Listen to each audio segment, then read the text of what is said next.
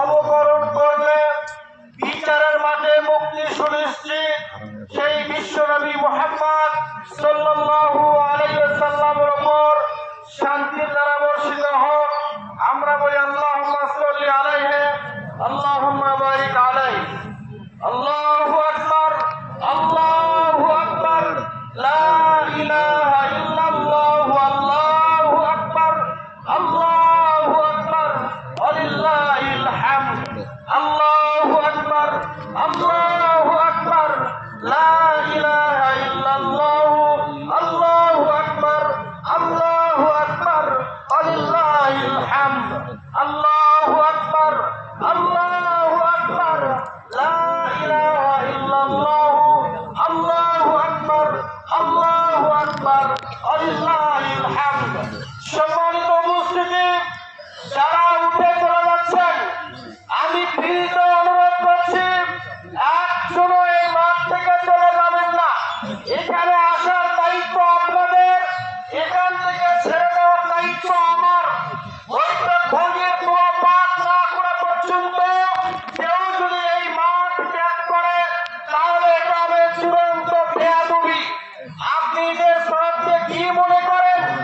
ঈদের সালাতকে আপনি হাসলামি মনে করবেন না। ঈদের সালাত এটা একটা ইবাদত, খুতবা শ্রবণ করা ইবাদত। ইবাদত করতে এসে কিসের আপনার এত তাড়াহুড়া?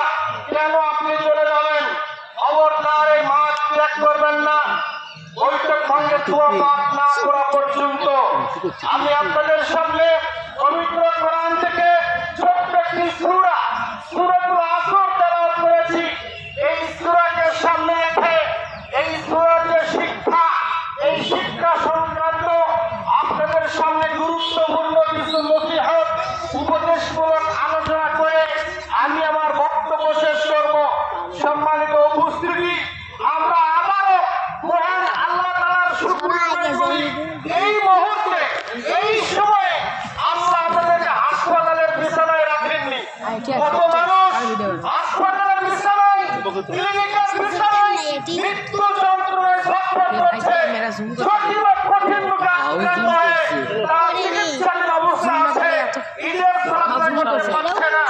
ঈদের আনন্দ আদায় করার জন্য যারা কর্মস্থল ত্যাগ করে নিজ বাড়িতে আসছিলেন, রাস্তার মধ্যে দুর্ঘটনায় কবলিত হয়ে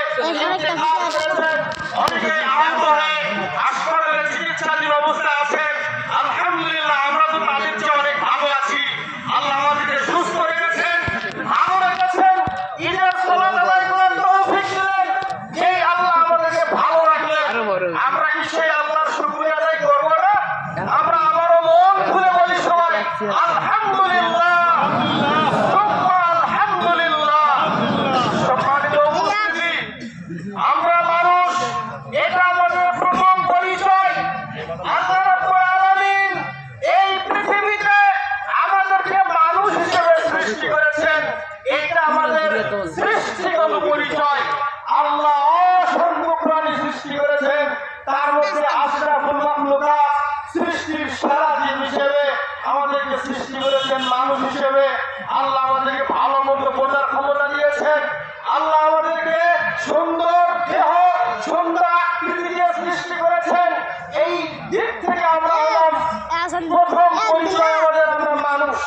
আমাদের দ্বিতীয় পরিচয় আমরা মুসলিম, এইটা আমাদের জাতিগত পরিচয়।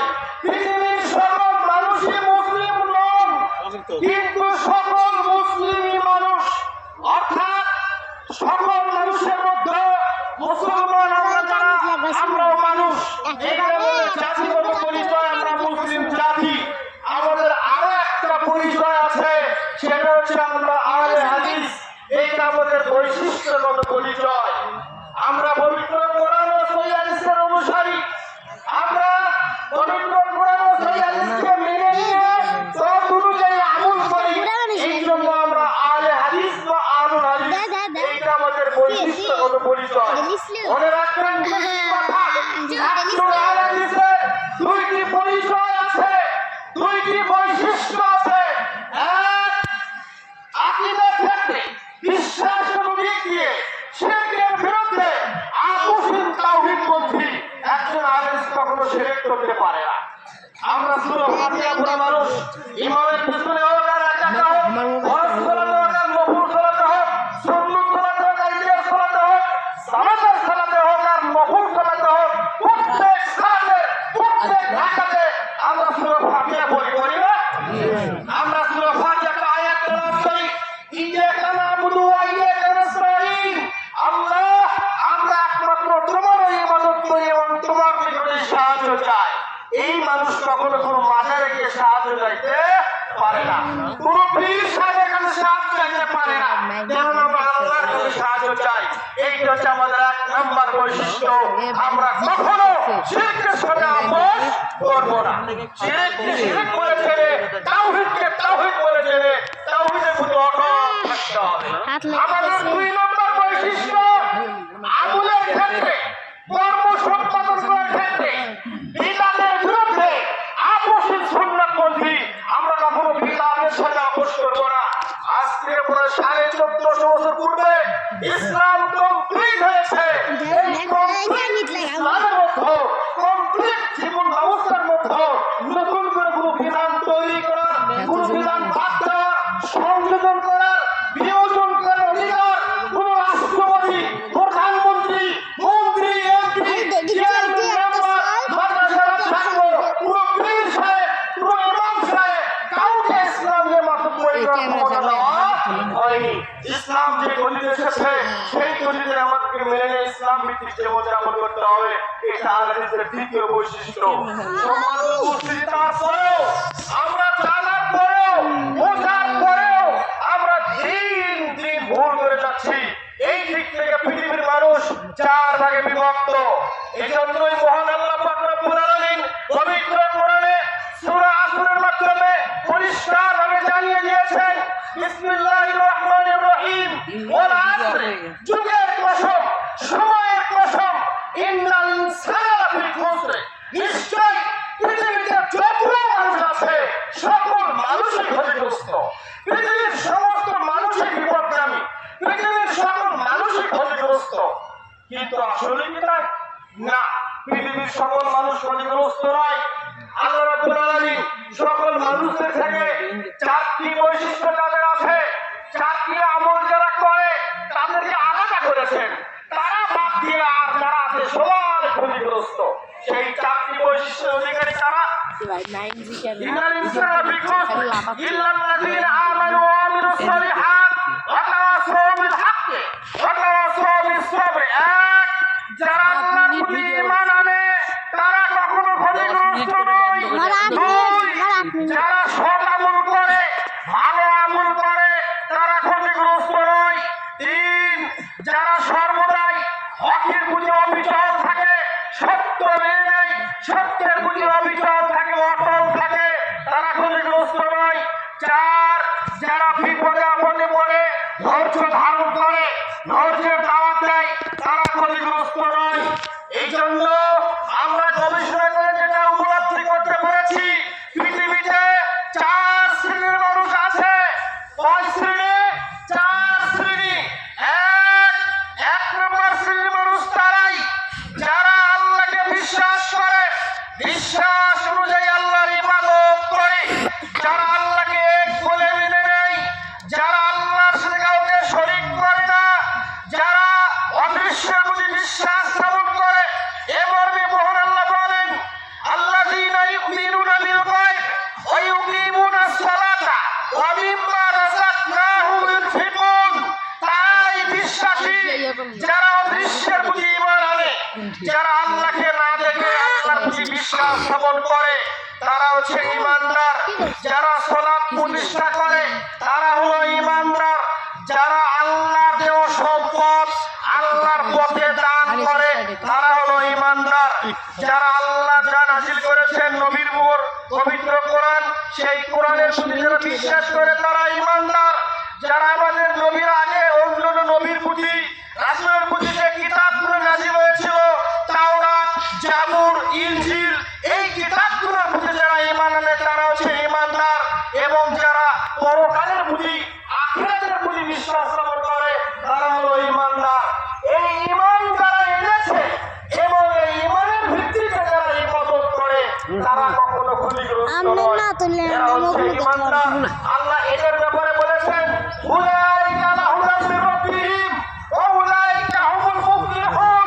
এই সমস্ত মানুষেরা তাদের রবের পক্ষ থেকে হিদায়াত প্রাপ্ত হয়েছে, সঠিক পথ প্রাপ্ত হয়েছে, আর এরাই হলো সফল কাম।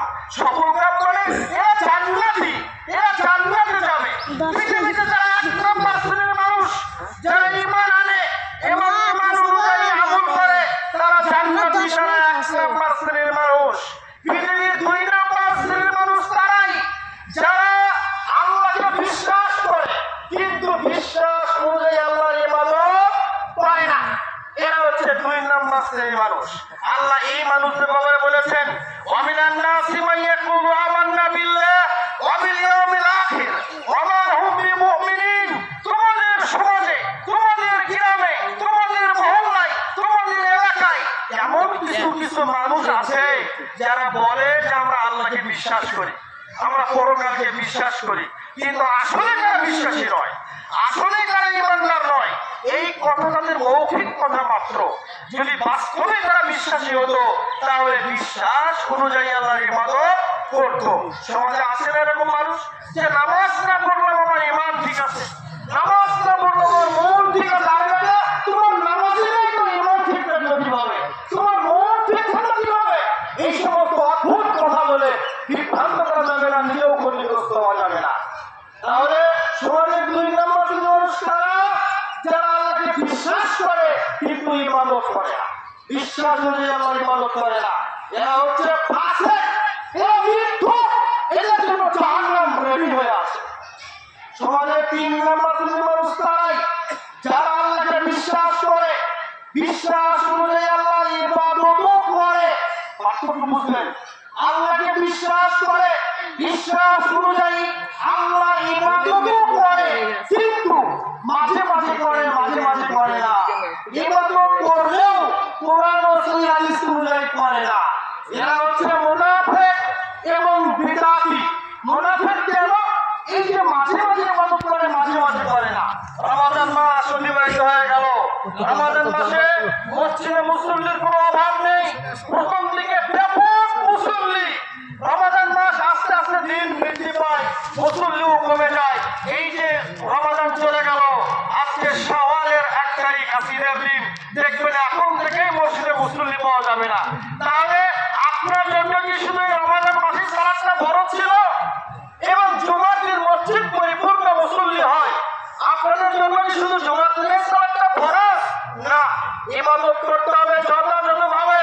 মাঝে মাঝে করবেন, মাঝে মাঝে করবেন না, হবে না। শুধু জুমার দিন সালাত আদায় করবেন আর বাকি দিনগুলোতে সালাত আদায় করবেন না, হবে না। শুধু রমজান